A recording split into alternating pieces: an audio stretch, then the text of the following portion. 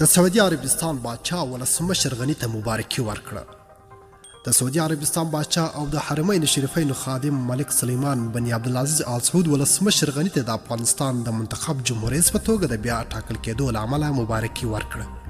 له ارګه خپاره شوې خبرپاڼې کې راغلي چې ولسمشر غني ته د سعودي عربستان د بادشاه په استازیتوب مبارکي کابل کې د دغه هیواد سفارت ورکړی ده. خبرپاڼه کاږي په کابل کې د سعودي عربستان استوګن سفیر جاسم بن محمد خالدي په دغه پیغام کې لیکلي د اعلی حضرت د حرمین شریفین د خادم ملک سلیمان بن عبدالعزیز آل سعود حفظ الله په نمایندګي غواړم د درون جلالتمآب ته د دوهمې دورې د بریا په پار د مبارکۍ ستر مراتب وړاندې کړم. په یاد پیغام کې لیکل چې دغه فرصت څخه په استفادې د سعودي عربستان حکومت او ولس د افغانستان لپاره خپل نیک هیلې او پیرزوینې وړاندې کوي.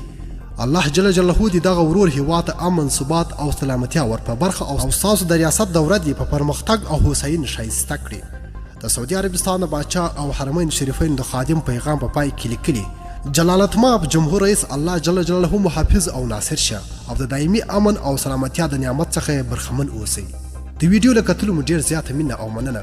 کوم دغه ویډیو خوښه سوي حتماً یې د سره لایک او شیر کړئ. د لا ښایسته او په زړه پورې مطالبو لپاره زموږ چینل حتماً سبسکرایب کړئ. تر بیا او بلې ویډیو ښې چارې.